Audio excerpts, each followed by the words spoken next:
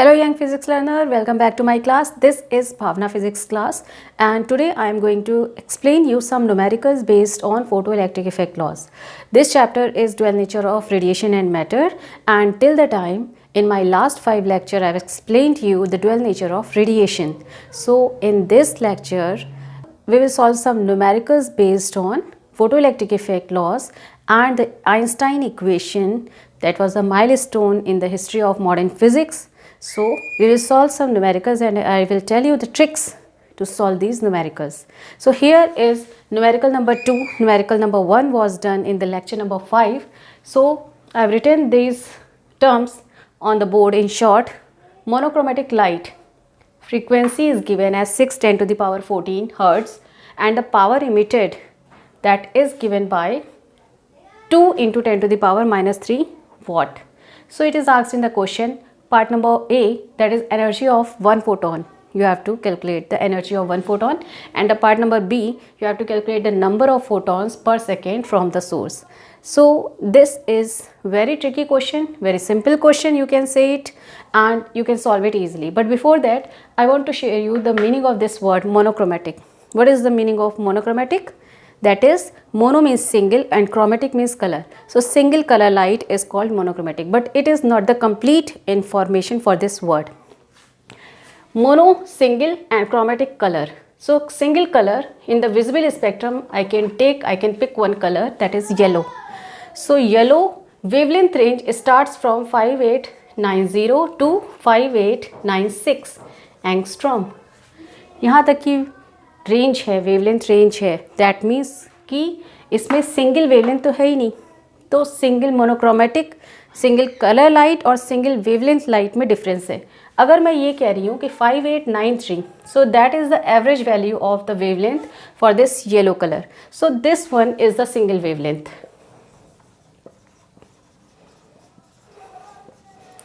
But generally जितने भी question दिए होते हैं till 12th class and in the higher class 2, तो कुछ जो क्वेश्चंस दिए हुए होते हैं वो ऐसे ही दिए होते हैं कि monochromatic light of frequency is single, so that is why wavelength is also single. That by the formula you can calculate it, C is equal to nu lambda. So if frequency is single that means wavelength is single, but monochromatic and single wavelength there is some difference between the two. I hope this minute difference is clear to you and it will be very useful for your further concept. Okay, so single wavelength and monochromatic, both are two different terms having slight difference, but in many classes, in many concept, in many numericals, the word single wavelength and the monochromatic both are assumed as the same word, same meaning words. Clear? Okay, now continue with the numerical.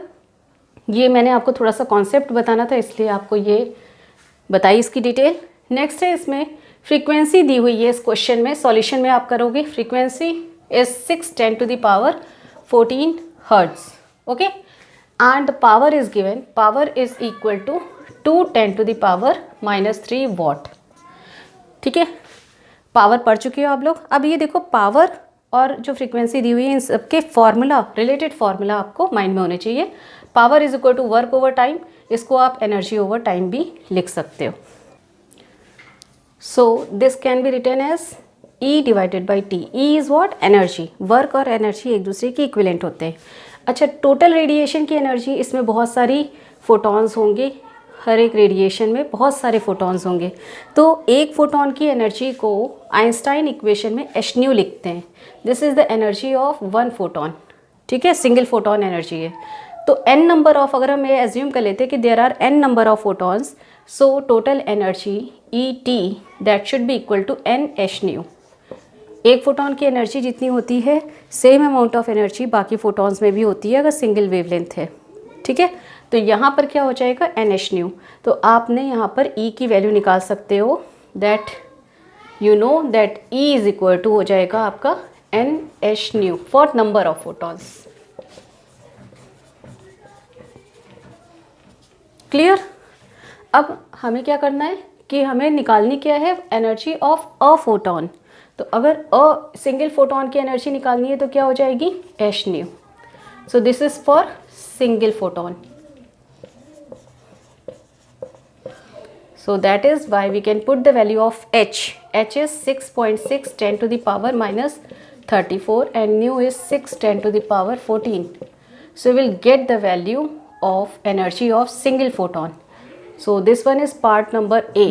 So this will be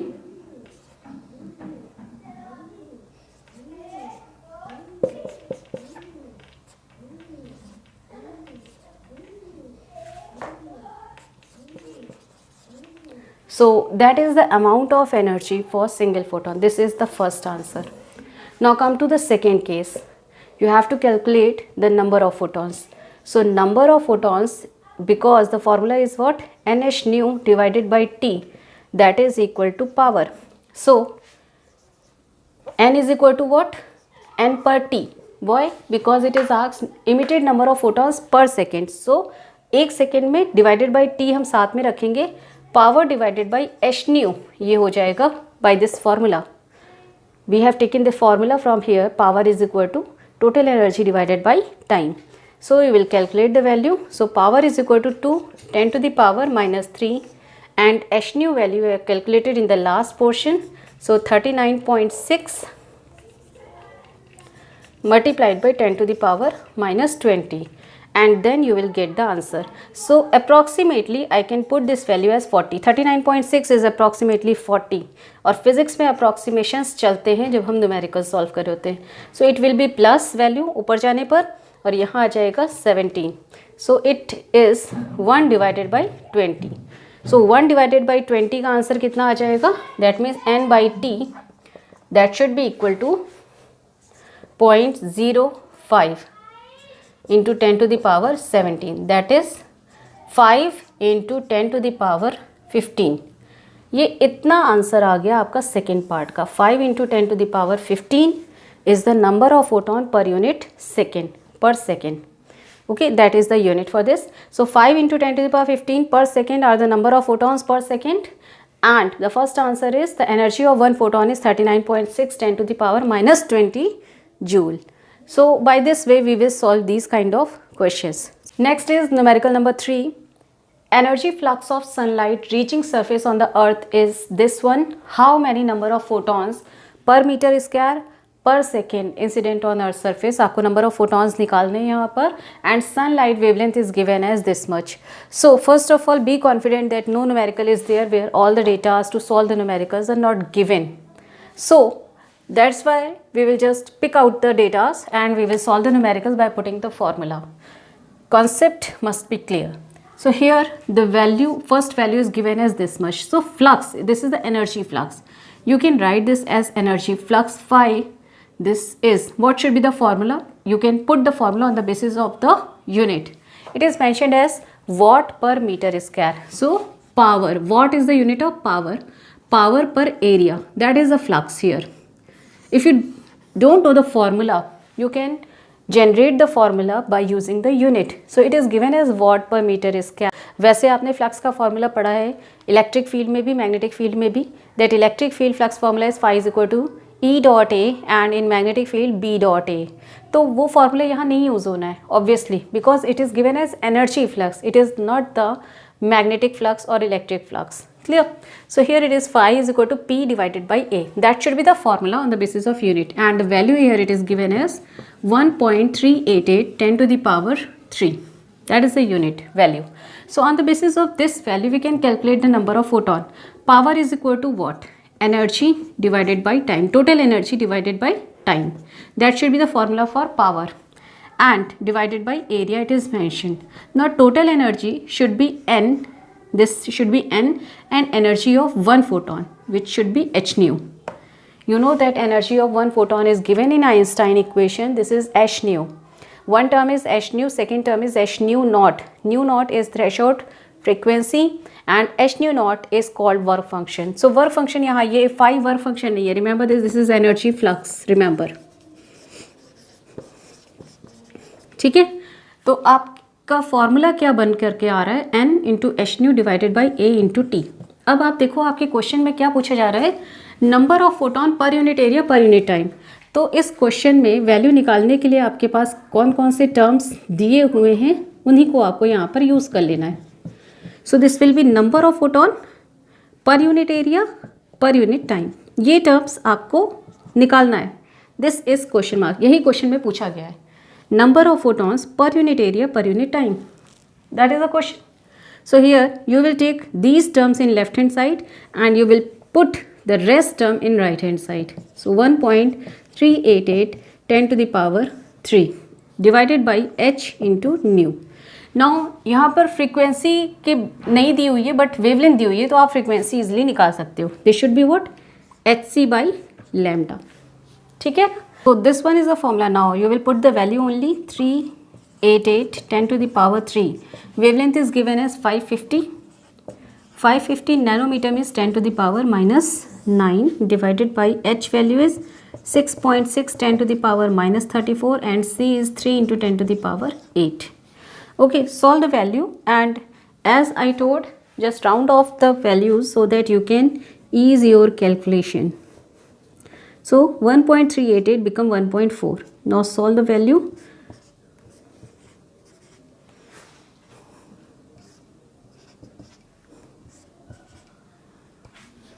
Now it is easy. 50 into 7, that is 350 divided by 3 into 3 9. All the numeric terms I have taken.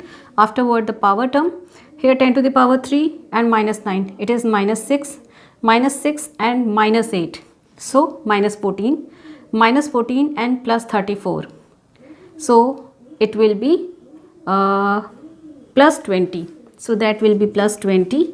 And now you can calculate it in simplified form, so then it will come as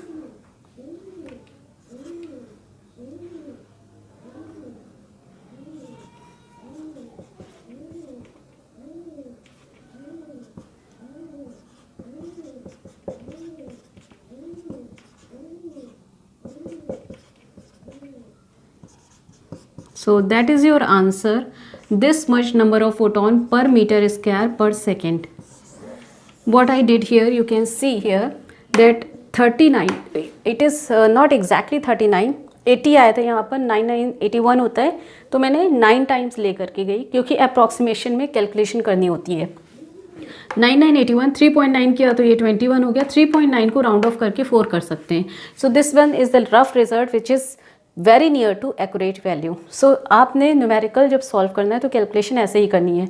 generally बच्चों को calculation में ही problem आती है और numerical का value इस type के numericals में, मैं न्यूमेरिकल ये इसीलिए करवा रही हूँ क्योंकि इस टाइप के न्यूमेरिकल्स में वैल्यूज़ बहुत बड़ी बड़ी होती हैं जिनसे बच्चे जनरली उसको स्किप कर देते हैं और फिर प्रैक्टिस नहीं हो पाती. तो आपने क्या करना है कि हमेशा राउंड ऑफ करके इन कैलकुलेशन को चेक करोगे, देखोगे, अगर मेरा वे देखोगे तो इस वे से करने पर आपको कैलकुलेशन डिफ़िकल्ट नहीं लगेगी. ठीक है. सो this one is your last answer. So I hope this question is clear. This is very tricky question. And one more thing कि आपको इस टाइप के क्वेश्चन रेफरेंस बुक से सॉल्व करने चाहिए. ये क्वेश्चन मैंने एनसीईआरटी बुक से लिया हुआ है. इससे पहले की भी क्वेश्चन एनसीईआरटी बुक से हैं, तो आप रेफरेंस बुक लो या NCERT low. First of all NCERT से सारे क्वेश्चन सॉल्व कर लो, फिर रेफरेंस बुक में आओ, तो आपको number of variety of questions, number of questions का आइडिया मिलेगा और उसके बाद आपकी प्रैक्टिस भी होगी रेफरेंस बुक से.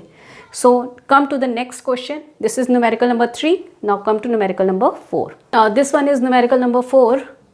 Photoelectric cutoff voltage is given as 1.5 volt. What is the maximum kinetic energy of photoelectron emitted? This question is totally based on the formula, if you know the concept and the formula. So here the solution is what? You know that cutoff voltage, that is the anode voltage negative value. That is the anode voltage negative value. So V naught, अगर आपने graph पता होंगे, 4 graphs मैंने आपको बताए थे, उन 4 graphs में आपने देखा था cut off voltage anode potential की वैल्यू माइनस में होती है. So this is 1.5 volt. लेकिन वो माइनस वैल्यू हमने न्यूमेरिकल में नहीं यूज़ करनी होती है क्योंकि काइनेटिक एनर्जी नेगेटिव नहीं हो सकती है. Now here to find out the kinetic energy we just need to relate cut off voltage and kinetic energy, कि काइनेटिक एनर्जी की वैल्यू, मैक्सिमम काइनेटिक एनर्जी की वैल्यू कट ऑफ वोल्टेज की equivalent energy के equal हो. तो that means kinetic energy maximum that should be equal to EV naught. इस equation का use as such यहाँ पर नहीं हुआ. आपने बेसिक फार्मूला जो था काइनेटिक एनर्जी मैक्सिमम वो कौन से उस फोटो इलेक्ट्रॉन की काइनेटिक एनर्जी होती है जिसके लिए मैक्सिमम कट ऑफ पोटेंशियल हमें लगाना पड़ता है एनोड पर ताकि वो स्टॉप हो जाए। सो फॉर्मूला जो रिलेट करता है वो ये है, मैंने आपको बताया था कि दिस वन इज़ एनर्जी। अगर पोटेंशियल को आप E से मल्टीप्लाई कर दो तो वो एनर्जी बन जाता है। 1.6 10⁻⁻19 joule is equal to 1 electron volt, यानी joule is the bigger unit. तो यहाँ पर EV नॉट में कन्वर्ट हो जाता है। मैंने फर्स्ट न्यूमेरिकल में आपको रिलेशन बताया था, यहाँ पर फिर से मैं बता देती हूँ। 1.6 10⁻⁻19 joule is equal to 1 EV। So EV is the smaller unit and joule is bigger unit, you can see from the relation. So here kinetic energy maximum should be, दो वे हैं इसको लिखने के। पहला तो आप ये लिख सकते हो कि 1.5 इलेक्ट्रॉन वोल्ट। अगर आप आंसर एनर्जी का आंसर इलेक्ट्रॉन वोल्ट में दे रहे हो तो एग्जैक्टली यही आंसर हो गया, आपको E की वैल्यू पुट करने की रिक्वायरमेंट नहीं है। लेकिन अगर आपने E की वैल्यू पुट की तो वो जूल में आंसर आएगा। सो 1.5 into 1.6 10⁻⁻19, so you will get the answer in joule.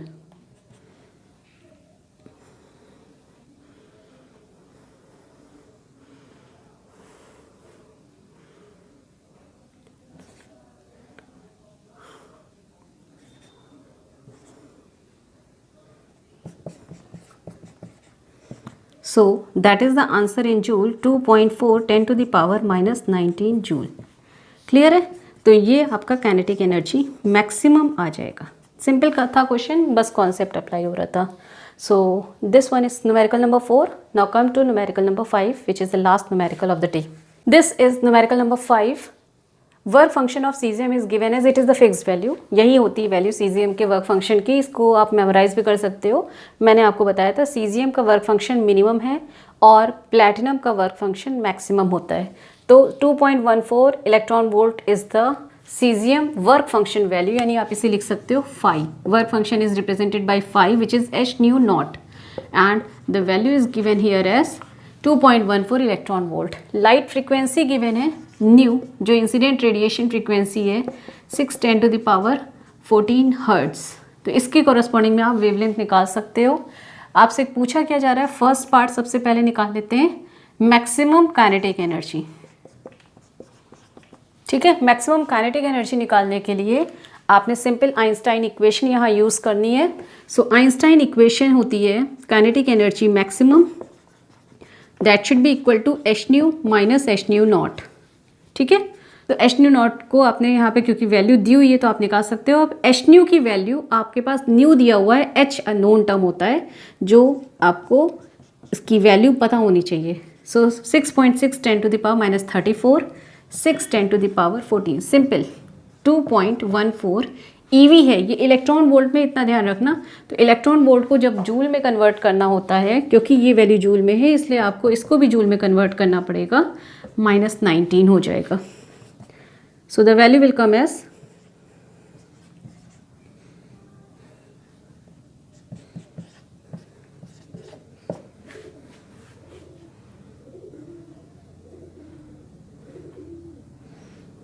16 2 से 32 होता है। ओके, मैं इसे लिख रही हूँ 3.32 को और इंक्रीज कर दिए क्योंकि ये 1.4 वैल्यू है। तो 32 16 2 से 32 होता है। 32 में समझ लीजिए आप 0.14 का मल्टीप्लिकेशन और हो रहा है। तो आप इस तरीके से मान करके चलो कि 32 से कुछ वैल्यू ग्रेटर आनी है। So I can write it as 10⁻⁻19। अब आप ये देखिए कि अप्रॉक्सीमेशन जब आप कर रहे होते हो कैलकुलेशन में तो वो कितना एक्यूरेट हो सकता है वो आपकी प्रैक्टिस पर डिपेंड करता है। नाउ आपको माइनस या प्लस में पावर टर्म्स सेम रखने होते हैं।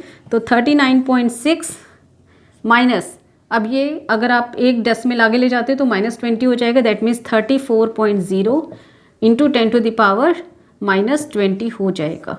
माइनस कर दो सिंपली, आपका आंसर आ जाएगा 5.6 10⁻⁻20 और ये आंसर एग्जैक्ट है।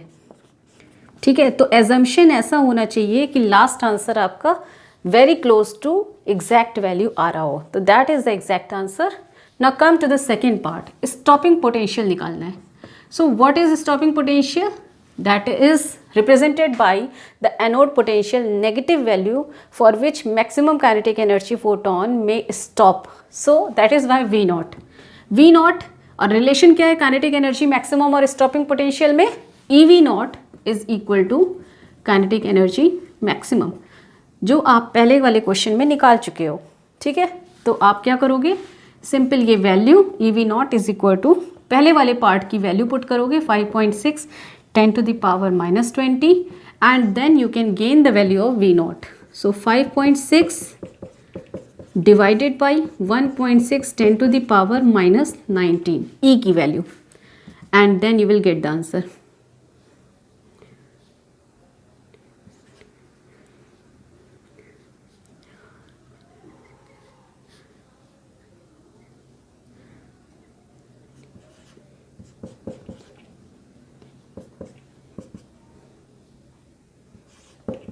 .35 volt, that is the value of cut off potential जो पूछा गया था, स्टॉपिंग पोटेंशियल और cut off potential. Come to the next part, that is third part, maximum speed of electron पूछी जा रही है. तो काइनेटिक एनर्जी से ही निकलेगी maximum speed. If the kinetic energy is maximum then the speed of electron is maximum. So kinetic energy का base formula क्या है, हाफ mv². तो V मैक्सिमम के लिए काइनेटिक एनर्जी मैक्सिमम चाहिए. So V maximum should be equal to twice of KE maximum divided by m under root. अब यहाँ पर मास क्या है, this is the mass of photo electron और फोटो इलेक्ट्रॉन का मास आपको नोन होना चाहिए. सो काइनेटिक एनर्जी आपके इस पार्ट में आई थी 5.6 10 to the power minus 20 divided by mass. Mass of electron is 9.1 10 to the power minus 31 kg. क्योंकि जूल में था इसलिए आपको केजी में रखना पड़ेगा. सो 9.1 10 to the power minus 31. अब इतनी वैल्यू आप सॉल्व करके आंसर निकालोगे. ठीक है, ये आ जाएगी आपकी speed, maximum speed of photo electron. तो ये आप आंसर निकाल लेना, you will get the answer here value solve करके. तो that is overall 5 numerical, different numerical from NCERT book and many more numericals are given based on photoelectric effect laws.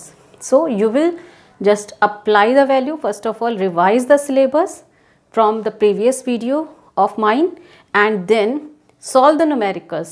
Then you will definitely just get the concept and you will have command over the topic. And then from tomorrow in my next lecture, this is lecture number 6, lecture number 7, I will start the dual nature of matter. Here we will discuss about the Broglie equation, de Broglie equation, and we will discuss about the atomic structure, some portion of the atomic structure. Only these two topics are given. One more topic was there which is now not in the course, that is Davison and Germer experiment. वो अब आपके syllabus में इस बार नहीं है, even last year भी नहीं था. तो आपने क्या करना है कि आपने सिर्फ ये दो टॉपिक पढ़ने, the Broglie equation and the somewhat description of the atomic structure. So that is all for today, and revise the topic